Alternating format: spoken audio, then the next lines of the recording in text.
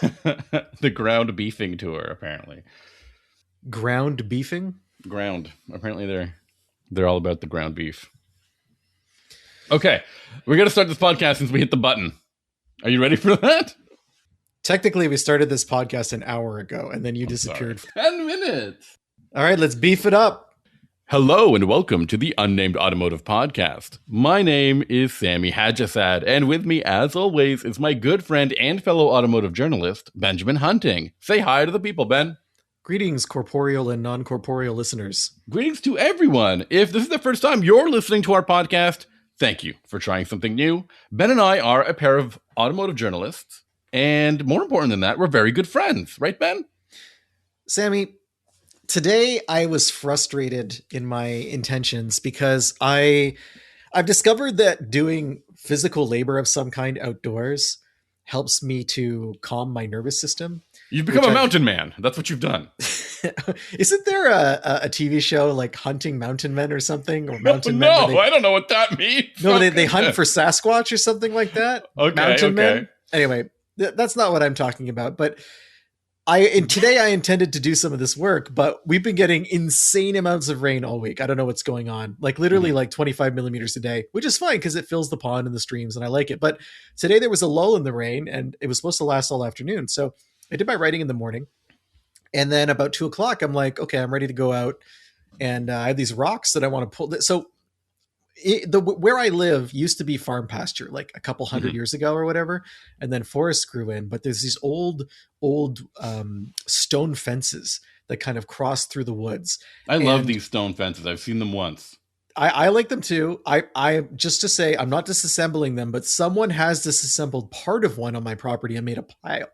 And I want to take this pile of old stones and use them to line the creek that cuts across my backyard and kind of give it a nicer banks appearance. It really gets crowded up with foliage, not foliage, but like grass and whatnot in the summertime. So I'm like, oh, if I put a bunch of rocks down. What is the definition of foliage to you? I think foliage is leaves. I think foliage is leaves. Bushes? Shrubs? No, leaves. Okay. Foliage. Anyway, so I'm like, it'll beautify the stream. And I just basically what I have to do is go in the woods. It's not that far from the house and travel a short distance with the rocks and put them in the trailer for my tractor and then wait for it to dry out so I can bring the tractor to the creek. I was going to do that today and it just kept raining. Started at 2:00, hasn't stopped. I was upset about it. Why I'm saying this is because I want to know. You started collecting 2 of every animal you can find. I know. Yeah, 2 of every animal you can find. No, I want to know for our listeners, how do you deal with your ravaged nervous system? Like what do you do to calm down when things are just kind of freaking you out about the world or life in general? I would love to hear about it. If you have any, not necessarily techniques, but just things that have worked for you. Well, hopefully they listen to this podcast. I don't think that's calming anybody down. I think they do. No, I'm going to have to. I work on this podcast. It gets my mind off of things. Where can people find your latest work, Ben? They can find it at autotrader.ca, at Motor Trend, and at Haggerty. Let's go with those. And you can find my work at autotrader.ca as well, and driving.ca and driving.ca's YouTube channel. Ben, what about your comic book work?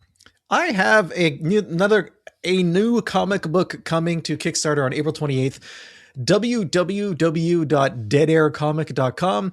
It is the 3rd issue in a series that I have been doing about a world where one day out of the year you can talk to the dead, and it follows. And they'll talk back to you, hopefully. I don't want to spoil things, Sami. But I talk to the dead all the time. Okay, well that's weird. Back to the comic book. Okay. It's number 3 in a series that I've been working on for the past couple of years, and all 3 books are available in the campaign. April 28th, deadaircomic.com. You can go there right now and sign up to be notified when it goes live. Ben, this week we've got a car that we haven't talked about apparently since 2021, and that was a whole different time. That was a 5 years different ago. Experience. Yeah, I mean, if you want to be technical about it, it was just 5 years ago. Half a decade. So I drove. It's a bit of a weird car. And let me explain why. It is in Canada, the Mazda 3 GS all-wheel drive.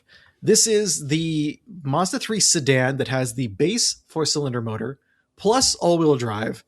In the United States, There's only one model that offers that combination, and that is the 2.5S Carbon Edition, which I think is new for last year. And that adds a different leather interior, some larger wheels, and blacks out a few things.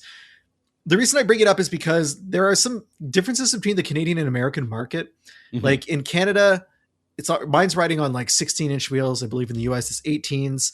I have a black leather interior versus the red in the United States. The Canadian car comes with the larger infotainment screen, 10.25 inches versus the 8.8 that is in the US. For some reason, Mazda only allows turbo buyers to get the large infotainment system. It's a little bit strange. Anyway, those are the differences between the car. Now, the reason I say it's a little bit strange is because, Sami, the Mazda 3 sedan feels like it's been on the market a long time. Mm-hmm. Am I wrong in saying that? Yeah, I think it feels like it's been at least 7 years, maybe? 7 years, wow. Let me take a look. Yeah. There must have been some kind of refresh at some point, right? But fundamentally, when you look at this car, and then you look at, say, a Corolla or an Elantra or a Civic, I find that the Mazda looks like it comes from a different era of design. Would you think that's accurate? Like compared to the Elantra, you said any compact Civic right now, I think. I actually think it looks more compact than those two other cars. Well, I'm not talking about size. I'm talking about design. In terms of their like, it just doesn't look angle-free approach. It doesn't look contemporary. Oh, I think that's crazy. I think it looks I still think it looks. I'm not saying whether it's good or bad. You're misunderstanding me. I'm saying that it's from a different era of design. And some people might prefer that. But to me, when I look at this car, it stands out as not being modern looking. I don't know about that. I don't think I agree with that. Because you think that this car looks like a Civic or an Elantra? No. And I don't know why we need to hone in on those two cars. Because those two cars, I think... I'm sorry? Because they're newer. Yeah, exactly. That's the entire point. That's why I'm bringing it up. Design, in terms of design and design language, I think it's a very timeless design. I think it looks very good. I think it's an attractive car that for the past, it has been 7 years. This thing still looks as good as it looked when it first came out. I mean, I don't know what else we can do to and from what I can tell, did not undergo a significant redesign. See, we're going to have to agree to disagree here, because I think if you put an Elantra and a Civic side by side, they don't look alike, but you can tell they're from the same era of design. You can tell they are contemporaries. If you park a Mazda 3 beside them, it is a throwback. I don't know. I don't think so. But okay. You think it looks like it was designed 2 years ago? Yeah. The Mazda 3. Yeah, I think it's an attractive car. I think it looks fresh and good all the time. Let me ask you another question. Is there any other compact car on the market that in any way resembles the Mazda 3? No, I guess not. Okay, so what does that tell you about fresh? Which is a word you just used. Ben, I think you're defending the car because you like it, which is fine. No, I'm not saying I dislike it. I'm defending the design of the car because I find it to be... I think it was ahead of its time when it came out. I think it's an attractive car that looks good no matter what its contemporaries are. Now take away everything you just said. I don't care if you think it looks good or not, because I think it looks fine. I don't have a problem with it. I'm just asking you if it looks like a modern compact car. I do. I think it looks like a modern car. Wow. I really have to disagree. Okay, let's move on to the next aspect of the car. But no, that's fine if we disagree. But I just think that I just don't know what it is about the Civic or the Elantra that stands out. Maybe their extensive use of LED headlights and slimmer. The shapes of the cars are contemporary. This Mazda is not contemporary whatsoever. The shapes of the car are. You said it's been 7 years since this car was designed. It was not even designed in this decade, and yet you're saying that it looks as fresh, or at least feels contemporary compared to cars that were designed maybe a couple of years ago. Yeah, for me, I think that the like angular design of the Civic and the Elantra, both of which really use harsh, hard angles in their exterior design. Yeah. I think that really places them in this like specific, highly specific era where that's exactly what I'm saying. And the Mazda is not in that era. And I think but what I'm saying is that that helps age them, because then you can know exactly when that car was done, and then when they redesign it, they can smooth out all those lines with those cars and be like, it's a brand new design, it's all this new thing. We're adopting a new modern look, and I feel like the Mazda 3 has this like, and even the previous generation one was not angular either, so they've kind of gone with this like smoothed look all the way through, this kind of like water droplet style design, which I think is really not defined by an era. It's not like an era in automotive design. I think that the Mazda 3's design does date it. Okay. And I think that if you were to look for a car that looks like it, something like the final generation Chevy Cruze, I mean, that's where this car's coming from. And that car's gone. And it's been I gone found that to look more like what is a modern Corolla or Corolla hatch. So the Corolla, I think, is an example of a car whose design doesn't date it because it's so bland in a lot of ways. Yeah, I guess that's a true point. I mean, the hatchback has a bit more personality, and I'm not dumping on the Corolla. I don't think it looks bad. No, I think it looks bland. I think it does not look like a car that is design first or expression first. So let's move on from this, because clearly tensions are high. For the people who don't know, Sami disappeared for 10 minutes earlier today. We were doing the pre-show, talking about things. Sami's like, just give me a minute, I have to, and then off the mic. And literally, I left to get a snack, came back, he wasn't back. I panicked. I called his parents. They didn't know where he was. I called his son. His son doesn't know how to answer a phone. What did you call him on? I called him on, it's not important. And in any case, Sami just comes back on, pretends that everything is okay. I had spiraled into a panic, especially since I didn't get to move my rocks. I mean, I'm already on the edge. Anyway, the interior of the Mazda 3 sedan is definitely dated. I agree with this. And I also think that the interior of the Mazda 3 is like wrong. They messed it up. So the problems I have with the interior, again, it's not bad. You're not going to get in this car and be like, oh no, how am I going to deal with this? But it's monochromatic, at least in the Canadian version. The US one, you get the red leather seats. That probably makes a big difference. But the Canadian one, it's just different shades of gray. The dash is fine. I mean, it's not particularly interesting, but it's not just a slab. You know, there's a little bit of detail going on.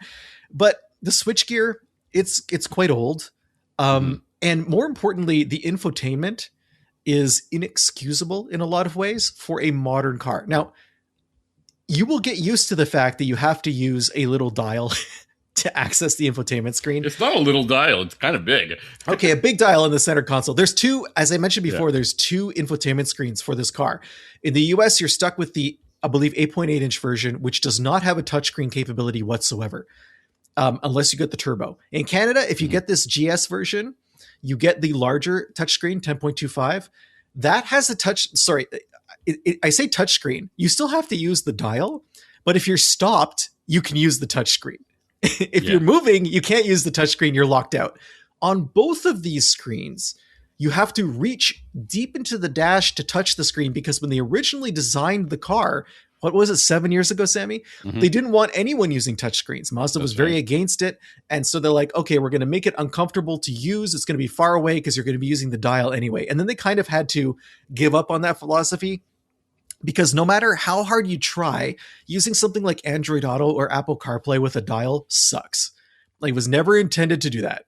One of the worst things about it is having that map and being unable to like properly like scroll it or scrub it, right? Like to like go somewhere or check where I'm going. Or that happened so many times when I was using a perfect example is I was caught in traffic and I wanted alternate routes. And you can do, in ways, you can pop up alternate routes to your destination, but they're very small. It's like it zooms out on the map and shows you like 3 alternates. Normally you can zoom in like with a pinch motion and see where they're taking you. With the Mazda, that's impossible. You're just like stuck staring at this tiny little map. I think there's a way, like at least on Google Maps, there's like this really weird like square with 4 triangles that you can like press. Like you can somehow, it's so bizarre. The other thing that kind of like weirds me out about this infotainment screen design is that it's kind of like, it looks like it's stuck into the dash, not on top of the dash, but like into it. Yeah, it's embedded. Yeah, it looks like there's a little like ridge of dash in front of it. Does that make sense? I don't know how to describe this better. I understand what you're describing. I don't know if I saw it that way, but I have my photos of the car right here, so I'm going to take a quick look because it just looks like there's a piece of the dash in front of the screen from the driver's side. Yeah, there's definitely a ridge. And it's so strange. It definitely, I mean, as a result, it means that you can tell that the screen and this infotainment design was thought up entirely to not be touched, right? So if you are in the backseat, I'm looking at a photo taken from the rear. If you're in the back seat, you can be positioned so that ridge actually blocks the bottom eighth of the screen. That's what I'm saying. And you just can't see it at all, which is a little strange. The other thing that's strange about the Mazda that really dates it is actually, it's one thing that leads into another, but I'm going to start with the, there's like a gauge cluster display. It's between two traditional analog gauges, but it's a single color LCD for the most part. Do you think it's a monochromatic? I think there's like there's a couple icons on it that are color, but for the most part, what you're seeing is like little LEDs. And you don't LCDs. like that because it feels like a waste of like a wasted opportunity, or I don't like it because it feels like it's from 10 years ago.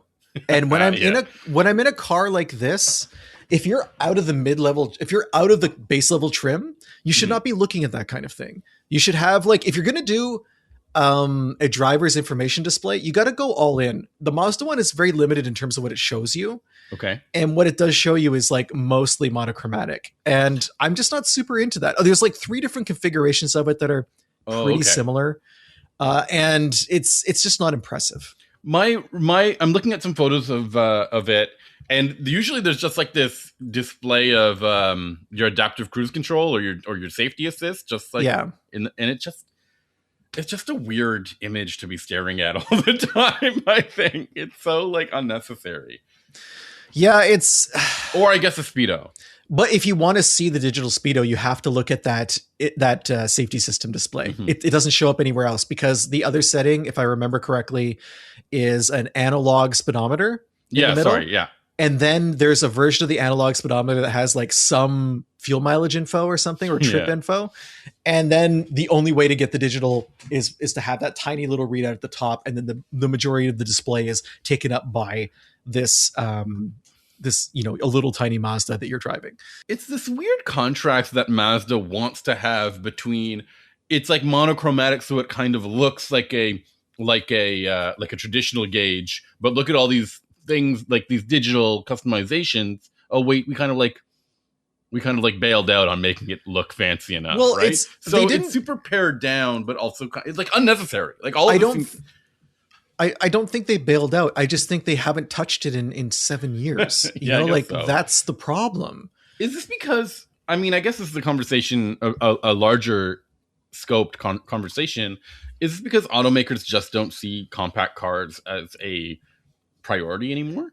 If you kind of look at how Mazda has been focused over the past decade, we've gotten many different SUVs, right? Like we got a CX-3, we got a CX-30, we got a CX-5, a CX-30, a CX-50. We got the 2 new, the CX-90 to replace the CX-9, and then the CX-70, which is the ultra low effort 2-row.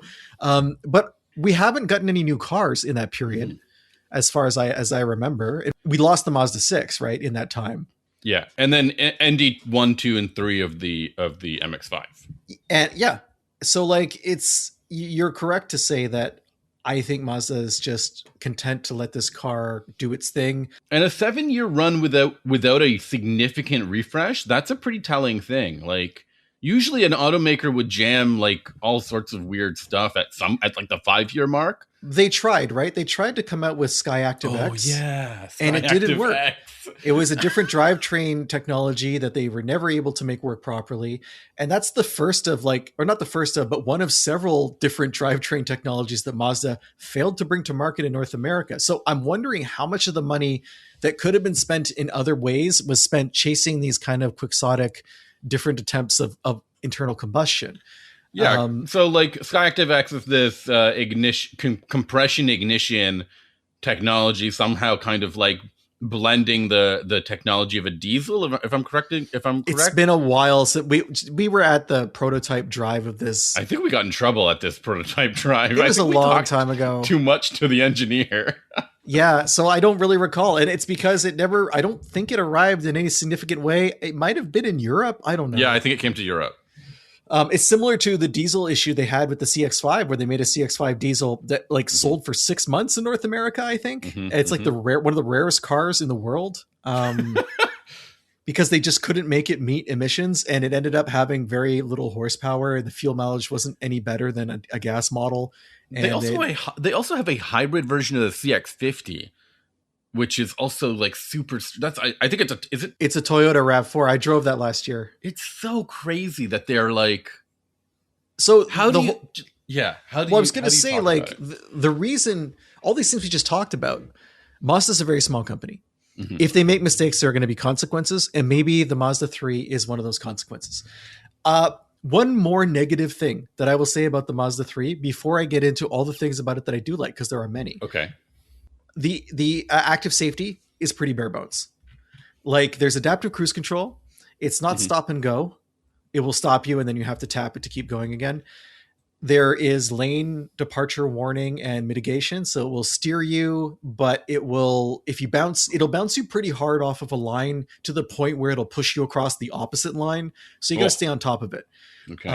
That's fine. I expect that from a vehicle like this. It's not a self-driving system, but the only other thing you can get with the car is like blind spot monitoring. So that's the bare minimum for active safety these days. There are a lot of small cars that have way more than that. Mm-hmm. I'm not saying that I need all of these features, but it makes the Mazda 3 a little less competitive. Absolutely. I agree with you. Now, what I like about the car, let's start with the 2.5 liter 4-cylinder engine. It's 186 horsepower, 186 pound-feet of torque. It has an old school 6-speed automatic. I don't know where else you could find one of those in a compact car these days, but it's not a CVT. So it's points for that. It's not a CVT, yes. Other points, it is pretty quick. This thing weighs, I think, 3,200 pounds, which is what a C5 Corvette used to weigh, or I guess still weighs. C5s are still around. No, they might have shed some weight.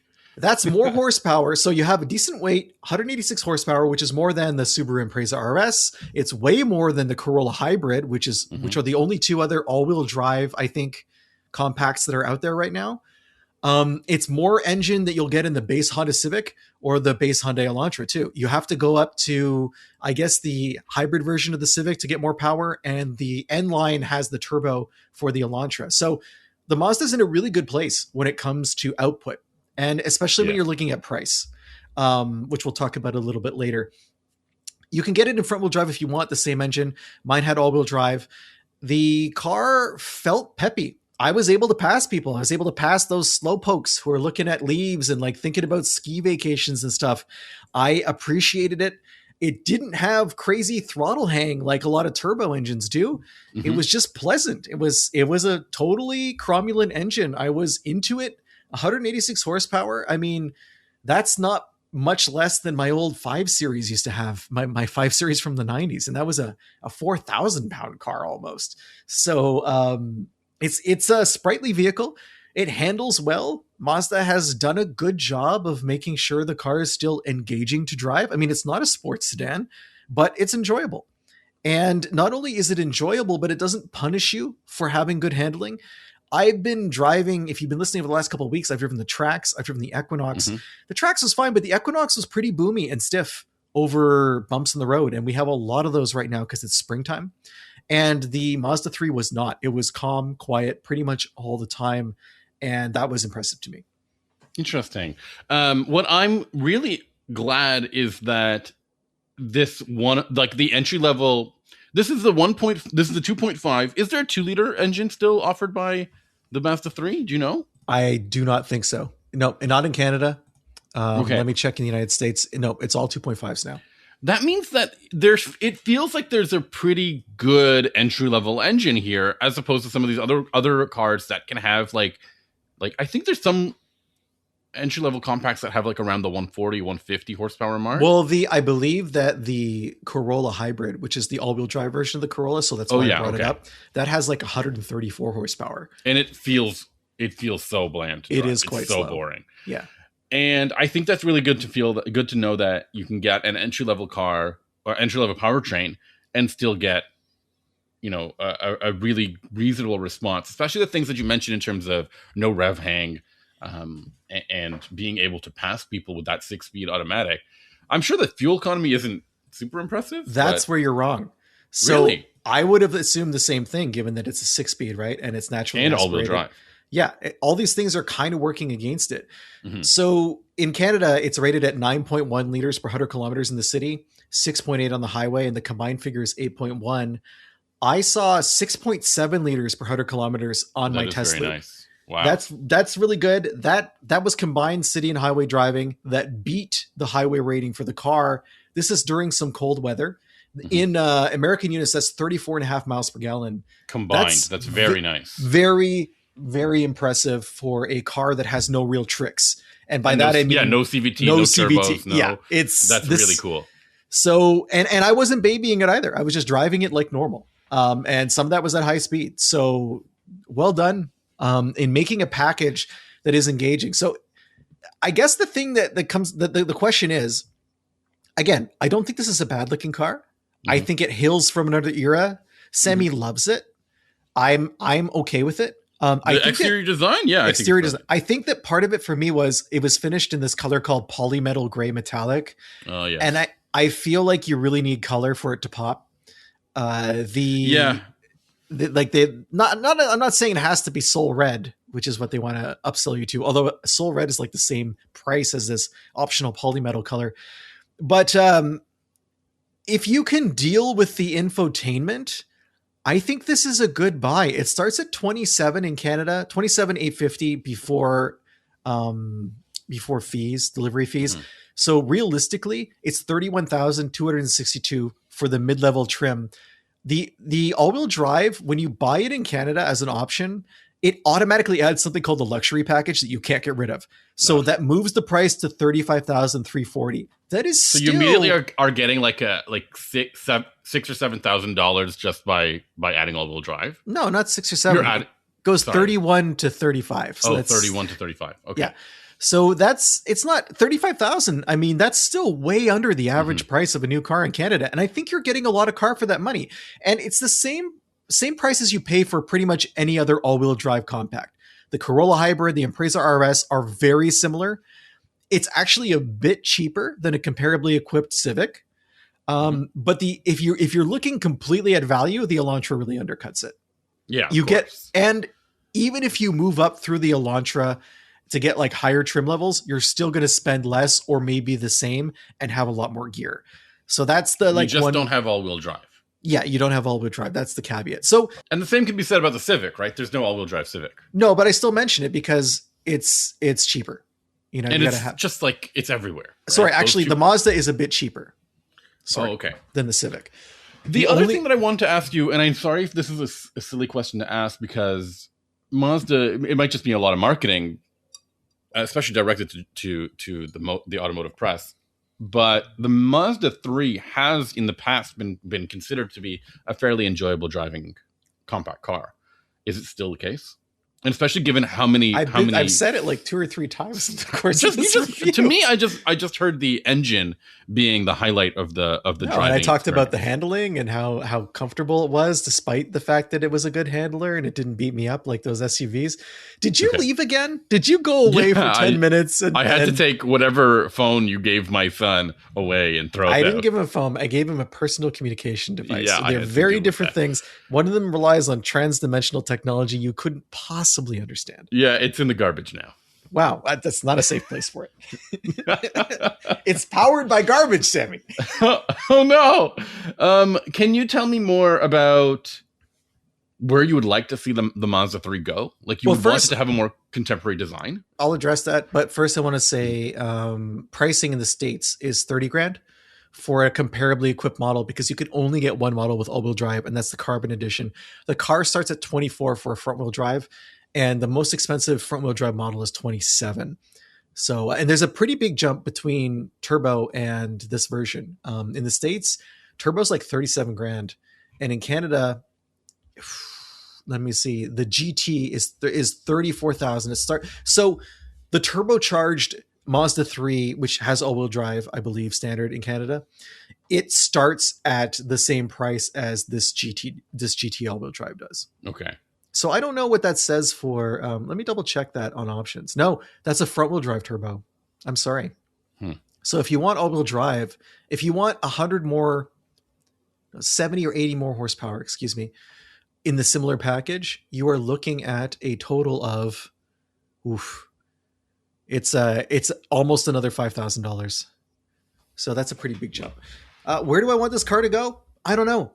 I mean, the hatchback is a weird looking car. I feel like that's where they put all their design into. Maybe. Weird looking. Okay. Yeah, the rear of the car is unusual. I don't think that that's a controversial statement. The sedan, I don't know how you evolve a design like this. I mean, so much of their design has been focused on the SUVs. Do you really want to bring those cues over to the sedan? Yeah, no, I don't think so. So I don't know where this goes. Do they just keep? I'm sure it sells in small quantities in the United States. I know it's very popular in Canada. It used to be the best selling vehicle in Quebec for years and years. I'm sure that's no longer the case because everyone buys SUVs now. But I don't think that it sells enough for them to really worry too much about it. We might be looking at another Corolla clock situation where it's just going to like keep going until they decide to just not keep going anymore. It's very interesting. I don't know. I'm worried a little bit about Mazda. Did you know that they launched a new generation of the CX-5 this year? No, I didn't know that. Yeah, all new gen, with carryover powertrain and a huge new infotainment system. And I don't recall getting any significant medium. And I mean, we're in the media. This was a surprise to me when it happened. They didn't like blast it in everyone's face like they usually do. So they're being quite quiet this year. I don't know what's going on with Mazda. It's kind of worrying me. I think I remember hearing about like the pre-release, like some type of teaser that went out, and then like no follow-up. No, there was a launch program. I'm pretty sure there's cars on the road now. Oh, for sure. You're probably right. It's crazy. So I think that's all I have to say about the Mazda 3. Sami, what did you drive that you want to talk about? I drove the 2026 Toyota Tacoma, and this is in particular, this is called the TRD Sport. In Canada, it's called the Sport Plus, which is an interesting concept. But it really caught me off guard because it is a manual transmission equipped Tacoma, and this is, from what I understand, the only manual transmission in the segment. Now, can you get this in the States and Canada as a manual? Yeah, so in the States, it's not called the TRD Plus. It's called the TRD Sport with the Sport Upgrade Package. Okay. We talked about the TRD Sport back in 2024. Yeah, but it wasn't a manual transmission. No, and I'm really. I don't know. I don't know how I feel about all these things. Obviously, I use trucks really like for the utility of them only. You know, I throw for sort of like, what do you want to call it? Landscaping projects or like getting rid of garbage or stuff like that. You're always landscaping. I feel like I'm trying to. And the problem when you're trying to landscape, it means that you have to do more and more to fix your problems all the time. So I'm trying to take advantage of this truck as best as I can, but a couple of things just caught me off guard. For starters, there's no side step in this model. It's quite even for a compact or a mid-size pickup truck, it's quite the leap in. And I have a pregnant wife right now who is really uncomfortable making that jump into the car and taking the leap out. So some side steps would be very nice. Is it a 4-wheel drive model? It is a 4-wheel drive. Yeah. Selectable 4-wheel drive. Yeah. So it's not base. No. Okay. Because the base model would have rear wheel drive. I would think so. And this has a 2.4 liter turbocharged 4-cylinder engine. It's an okay engine, but the combination of this engine and this powertrain are kind of like, it's not a car that wants you to rush it. It's not a car that wants you to go like fast. Sami, how long is the shifter? It's fairly long. I'm glad you asked. It wobbles a lot while you're driving it. So if you're the type of person to like keep your hand on a shifter while you drive, it like moves around even while it's in your hand. Yeah. Wow. It'll fight you back. It's like I'm picturing like a fire poker fire poker length. No, it's about half that, but Okay. it wobbles around a lot. It has a reasonable clutch feel. I do not love the shift feel in this car, but of course, it is the only one in the segment, so you gotta like it. If you want to, I don't gotta do anything. Stop telling me what to do about shifters. It's interesting. I think there used to be a manual Gladiator. Is a Gladiator considered but then again, is a Gladiator a Tacoma competitor? I don't think so. I think it is, and I think there still is. I think that Interesting. you can still get, because that's the V6 engine, right? For the Wrangler. I'm pretty sure you can still get that in the pickup. Like today? Like a 26? Yeah, let me double check while you're talking. I don't think that's you true. Can. I think you'd have to find a 24 or 25 or something. Wow. But it is an okay engine. Apparently, there are different tunes for this engine. I've got to double check that, but how do you get the tunes? Like, what's the? I think the basic model comes with only 200-ish horsepower, like 220. Okay. 228, and then I have this iForce model, which has 278 horsepower. This is not the hybrid powertrain, which I think comes in. So iForce is separate branding from the base. You're saying? Yeah, I believe so. And it's only found on the entry-level SR model. That base model, 220 horsepower, which is really not good. Huh. So I'm trying to build a Gladiator now, and I'm looking at the Sport and the Sport S, and so far everything is automatic. Yeah. Because I know you can still get a manual with the Wrangler, so that's why I thought that it was still around for this truck as well. But you are correct. It is. So what caught me off guard really was that I thought that Toyota branding suggested that TRD was like their off-road truck sort of, or sport truck. And then they had something called a pre-runner, which would be the street one. And then anything non-pre-runner, basically sport, off-road. No. And that's not the case. Sport is like pre-runner is an not appearance package. Oh, sorry. Go ahead. Pre-runner is a specific type of vehicle that was used in Baja to drive the track, to drive the Baja race course before you went out with your race vehicle, so that it's like getting pace notes for a rally. So it was a way for you to, so they are by definition not for the street. They're off-road trucks. They are off-road trucks, but they are two-wheel drive.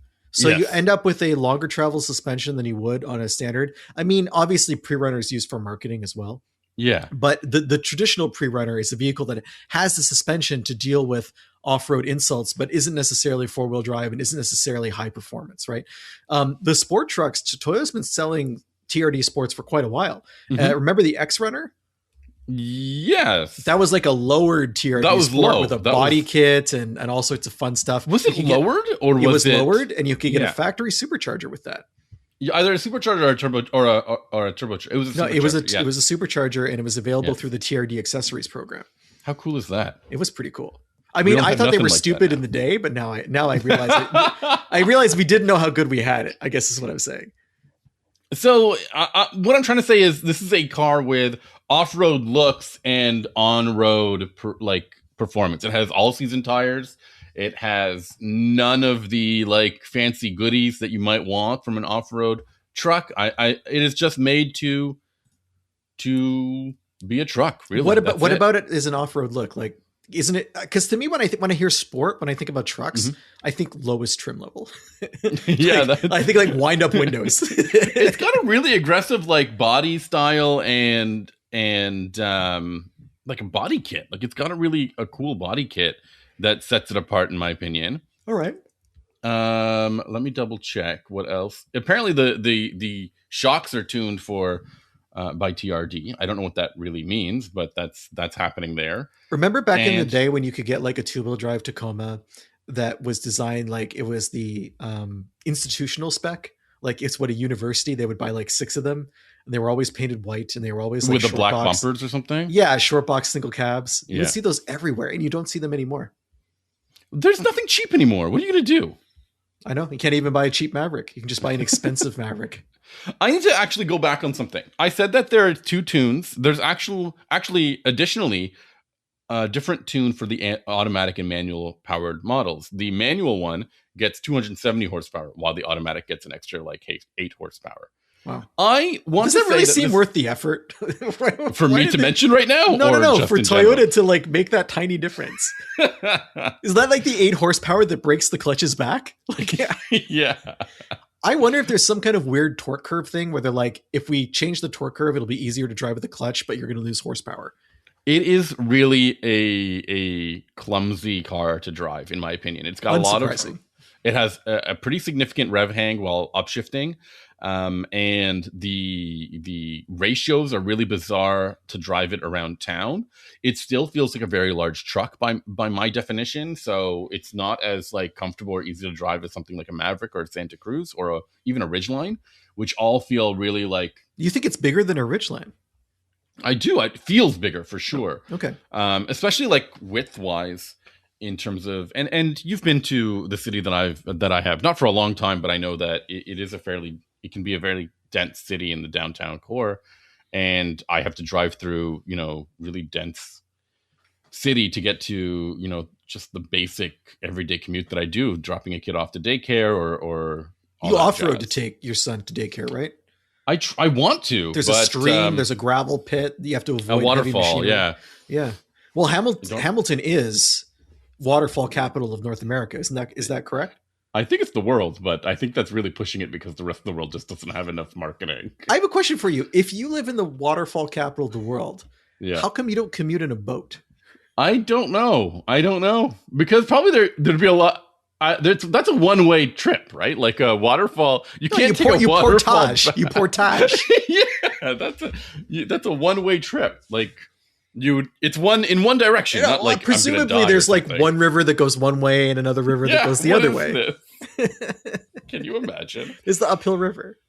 My car in Canada costs around $56,000. In the US, it's very much cheaper, closer to $46,000, which makes it pretty attractive pricing wise.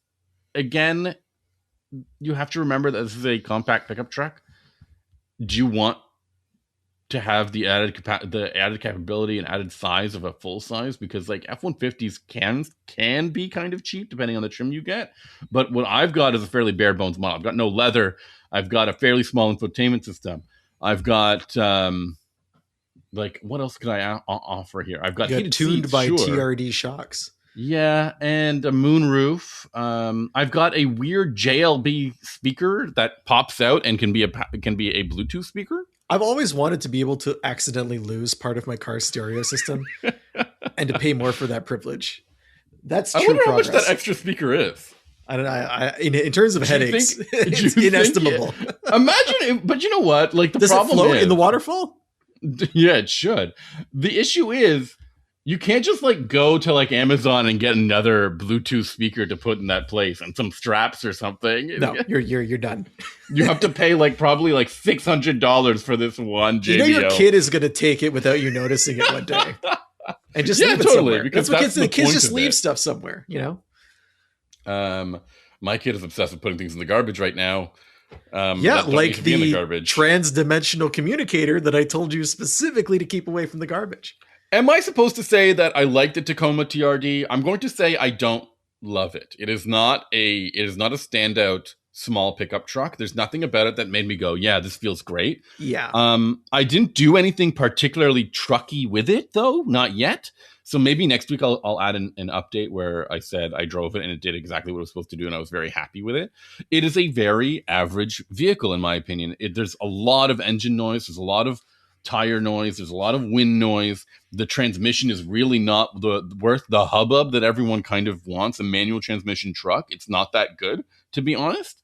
And the performance is just okay. I would say maybe if there's one thing I will add that I was surprised, the fuel economy is not that bad for a manual transmission truck. I'm getting 12 liters per 100 kilometers, which is surprisingly better than my Outback.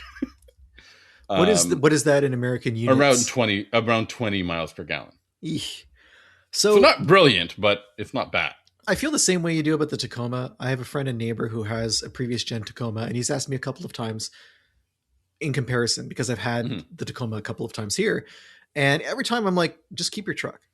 You know, like I can't really think of anything that the new generation does that's better or that feels worthy of spending the not insubstantial upgrade price. You've got to help me out with this. The old gen had a 6-cylinder, right? Yeah, the engine was not good, but it was fine. It was big 6-cylinder, like 4 liters or something? 3.5, I think. 3.5. Wasn't it 3.5? No, you're right. It was 4 liters. And that's the major thing. You get like this turbo, like decent, like low down torque if you really want it. But there's something about this truck that just does not, like, the Ranger feels much more modern to me. Which is crazy because it's not. Yeah, and feels like a much better truck to me. And then you've got like the added pizzazz I'm going to use of the Colorado and Canyon, which can come in these really cool like ZR2 or AT4. Well, I mean, to be fair, there's like a million Tacoma trims, right? Like you could go crazy and like spend a lot of money. The only one that really stands out to me is the pre-runner that we mentioned. And there's the TRD Pro and the Pro Max and the Pro Max Executive. And the Trail Hunter. The Trail Hunter. Trail Hunter Sasquatch Boss Edition. Like there's a lot out there. Yeah, go ahead. Well, I was going to say, it's like all the other car companies, the truck companies, they go like wild with their full-size trucks because they're popular, but no one buys the Tundra. So when Toyota goes wild, it's with the Tacoma. So that's a great point. They put all their special models there. Now, actually, this is an important thing to talk about. Is the Tundra, if you were to say, you know, which one has gotten the love from Toyota between the Tundra and the Tacoma, it is definitely the Tacoma, right? I mean, the weird thing is both of these trucks were super neglected for a long time, but for like different reasons. The Tundra was neglected because no one was buying it, and the Tacoma was neglected because everyone was buying it, and there was no need to change it, right? Like they were doing like 250,000 units a year. They didn't have to. They owned the mid-sized truck segment, so why do anything about that? It was the same thing with the Corolla. It's the same thing with the 4Runner. The 4Runner went on way longer based on the old Tacoma's platform because they were doing like 130,000 units a year with like no investment. And then everyone else got serious about building these semi off-road capable four-wheel drive SUVs, and Toyota was kind of coerced into the future. But what's strange is I actually liked the Trail Hunter version of the 4Runner. I found it was good, but all the Tacomas I've driven, which are the same platform, have been unimpressive. So like, I'm not getting what the difference is. Like, why is it not translating into the pickup in the same way it seems to work for the SUV? I'm very curious about that as well, because that's my impression that I had when I talked about the Trail Hunter with you, is that maybe this Tacoma feels like, first of all, that second row in this double cab or crew cab model, whatever you want to call it. I should probably actually define exactly what I'm calling it. Is it like access cab and double cab and like crew cab? And it is a double cab. Okay. I think access cab is a Nissan thing. It is there isn't a lot of space in the second seats, while I don't think you have that issue with a 4Runner. No, but I'm sure the 4Runner is like the same as a crew cab pickup platform. Probably, yes. Longer in terms of wheelbase. And then in terms of equipment, you've got nothing on the inside that makes you go, ooh, la la, like that's very cool. But to be fair, the Trail Hunter is like $1 million. Yeah, it is like twice the price, but yeah. So it's really difficult for me to look at this Tacoma and kind of like expand my brain to the Trail Hunter version and say that's a great looking or great functional or good price or good value or it's cool.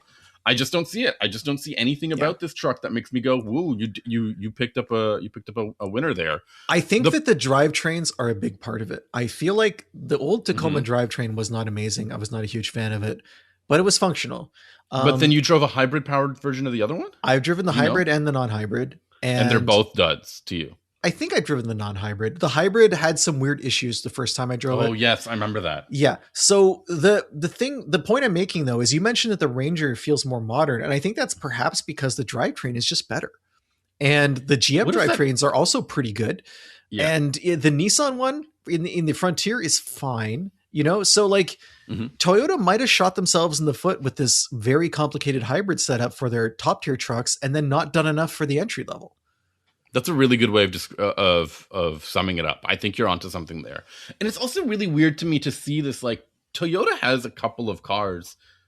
They're doing weird. They are not afraid of doing weird things, in my opinion. Now, lately, they're actually trying to do something different in a couple of classes. We have those 2 Crown models that are super, super strange, like high priced, but not high price, but mainstream. Like The Crown luxury. feels like something that a Toyota executive made their pet project and like supported and pushed all the way through because they wanted to see this vehicle exist. And maybe like in the home market, there's a space for it. Yeah. But then they were like, let's export it globally. And everyone was like, we don't know how to market this. Like, we don't really know what it is. Yeah.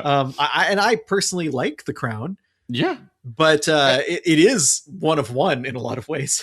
And then there's other really successful products in their lineup from the Prius and the Camry that are pretty solid. They're good choices in my opinion. Their truck lineup and their SUV lineup, besides the RAV4, which I haven't driven the new one, and I haven't driven this BZ Woodland. The BZ is an electric vehicle is like now average, like that's good. It's like on the above average or average side of things. And the Highlander and Grand Highlander are okay as well. I actually kind of like the Grand Highlander, but these are all. I think they flopped a little bit with the Land Cruiser. It's very a style focused version of the car. The 4Runner is definitely a better pickup, and they're similarly priced too, which is weird. No, the 4Runner has a way lower starting price. No, but you can buy very expensive versions of the 4Runner, which is like you end up in that weird situation where the Land Cruiser is supposed to be the flagship, and then you can spend more on a Trail Hunter. Yeah. So I'm like, they're in the middle of this really weird transition period. And maybe it's like what you said, they've been trying to hybridize everything, and in the process means that some other cars that don't have hybrids end up getting put to the wayside or something, or for less emphasized. And I don't know, like right now I'm driving this Tacoma and I keep wondering, like, what's the big deal? Why is this a car that used to sell like gangbusters all the time? I think it probably still does. What's the big deal? Is that a strange thing for me to ask? No, but I think it's a very poignant way to sum up your experience.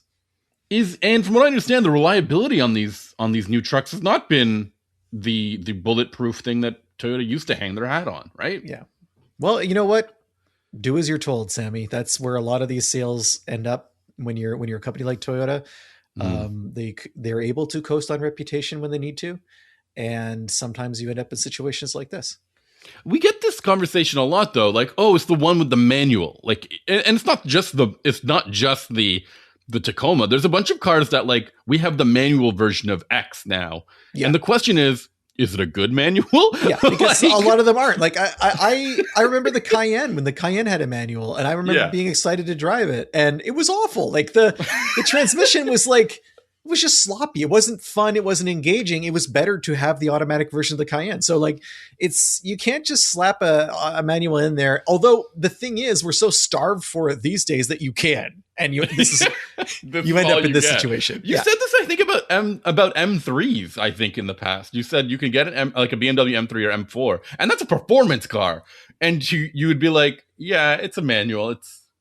That's okay. Like you should probably get the other one. I don't know if I like the DCT that they had. I can't remember. Maybe it was not an M product. Maybe it was not. I'm sorry. But for me personally, the version of that is the Jaguar F-Type, where I find the automatic way better to drive than the manual that they created. Okay. So that's where I would go there. But anything else you want to say about the Tacoma? It killed all the other manuals. It's the last manual standing. Let's see for how long. So we have a listener question I wanted to get to this week. Oh, yeah. From Ryko from the land down under, as they signed their message to us. Great to hear from them. Longtime listener, and always appreciate them reaching out. So they also wanted to say that their car stereo nearly exploded when Sami yelled into the microphone on a recent podcast. I can't remember what I did, but I remember I did my best to minimize that in the edit, and sometimes it's impossible. But Ryko's writing because they have heard a rumor that Volkswagen Group will be taking the 5-cylinder engine that is typically found in the RS3 and installing it into the Golf R and the Cupra version of the Golf R. Yes, I heard about this. I heard about this. Really? I think you heard about this? I hadn't heard this. A rumor that came out late last year about Volkswagen celebrating the 25-year anniversary of the Golf R by getting the Audi RS3's engine. Now, Echo's upset because the way they put it, they made this emotional. If you are an RS3 owner or S3, if you made an emotional and financial purchase and you already own a Golf R or an S3, and then all of a sudden you find out that there's going to be this crazier version of the car that has this 5-cylinder engine, which has a very different personality and more horsepower and whatnot, you would be upset by that. And the EA 888 engine that's already out there, I mean, they could easily get more power out of that if that's what they wanted, right? But the question that they're asking is, why would Audi give away its unique engine to put into other platforms that are less premium, quote unquote, than the RS3? And does this undermine current Golf R and Audi S3 owners, that engines, the engines of which owners have been proudly building over the last few decades? This is a pretty complex question. I agree that it's a weird move to take the one thing that makes the RS3 unique and special and dilute that. What do you think, Sami? I think that I agree in the fact that Audi's like go-to thing here is its own 2.5. I think it's called the R5 or the EA 855, it was used in the RS3. I think it was also used in TTRS for a while. Yeah, do you remember that? You're right. I think you're right. I'm reading that it's also used in a product that we don't get in North America called the Cupra Formentor. Well, that's what Riker brought up. I think it's already in that end. It's already in that car. Yeah, and now they've just so Volkswagen has already done has already made the move, and I think I disagree with that move. I think you're right. I think it's a lot like an AMG thing, right? Like, do you want to give the flagship, the beating heart of this product to another lineup? I don't know. I mean, I personally wouldn't do it, but it makes me wonder if Golf R sales are lagging. And yeah, I mean, that's the major thing. Like, Golf Rs, I like driving the Golf Rs. I hate living with them because, like, the modern ones, because of that infotainment system stuff. But it always feels like the latest generation Golf R feels a lot like the last generation Golf R, which felt like the last generation Golf R. They don't make a significant leap, in my opinion. Maybe. I mean, historically, the Golf R has had a bunch of different engines. Mm-hmm. So a 6-cylinder at one point too. Yeah. This Cupra Formentor is an SUV. Oh, great. Wow. It's the V25. Is that what it's called? Yeah. Yeah, it has the 5-cylinder engine. I thought it was called VZ5. VZ5 or VZ5. Yeah, sorry. I saw the Z as a 2 when I was first looking at it. Which we used to do when we were younger. 390 horsepower. So this is not something that we get in our market. We don't have any Cupras whatsoever. But it is sold in Australia and elsewhere. And the RS3 apparently has at the Cupra website. It's like, select your country or region to view specific content. The only selection I can make is other country. That's you. Yeah. So that's I tend to agree. I would be irritated. I would be peeved. And I would be confused if this was to happen. What if the Audi tune was like better? I don't think that's the thing. I think really it's a personality thing with this engine. Okay. But also, because the 5-cylinders sound cool, they perform really well. It's an interesting concept. Yeah. Maybe this is only happening in Australia and Europe, and maybe in North America they continue with the 4-cylinder. It's really hard to predict what Volkswagen is going to do. This is a company that just shut down production of the ID4 in the United States. Now, this vehicle, they built a plant there, or they expanded a plant there. They spent, I think, $1.5 billion so they could build electric cars there. And now they're not going to do anything there with electric cars. They're going to build some gas SUVs, but they have this huge overcapacity at this plant that they've invested in. They can't possibly sell that many vehicles to meet what the potential is of the plant. It's like, you look at decisions that are being made by Volkswagen outside of the European market, and it's really hard to understand them sometimes. It really seems like they shoot themselves in the foot. Yeah, Tiguan is Tiguan, and then Tiguan Turbo, even though both cars have a turbo, and then I don't know what's going on with that. Atlas, really, they showed off a new Atlas earlier this month at the New York Auto Show, and it should have come with a hybrid powertrain. It didn't.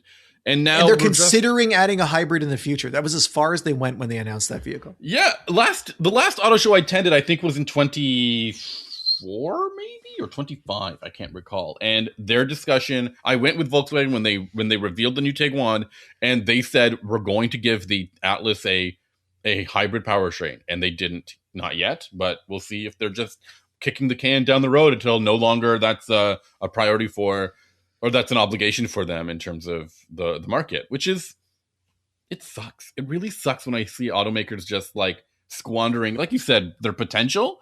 And seeing an automaker like Volkswagen, which has a number of different brands across the world, find footholds in new markets, whether it is with Cupra or Seat or Skoda or something like that.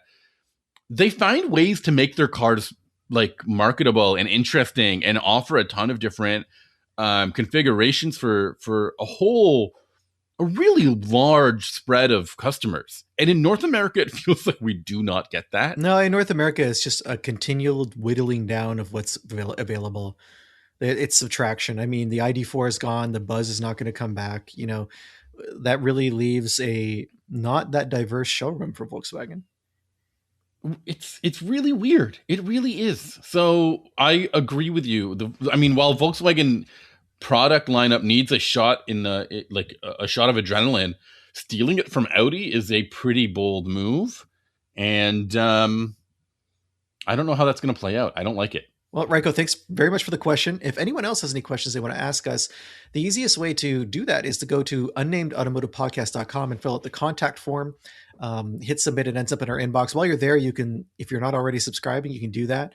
You can see all of our past episodes. If you would rather get in touch with us the old-fashioned way, the email is benjamin@benjaminhunting.com, or you can find us on Instagram. I'm at huntingbenjamin, and Sami is at Sami_ha, like you're laughing. Sami, what are you going to be talking about next week? Next week, I've got the Lexus TX350. I'm really excited to drive that. Lexus Texas. I am going to be talking about the Toyota BZ, which you briefly mentioned on this week's episode. Thank you, everyone, for listening. We'll talk to you later. Bye. Bye.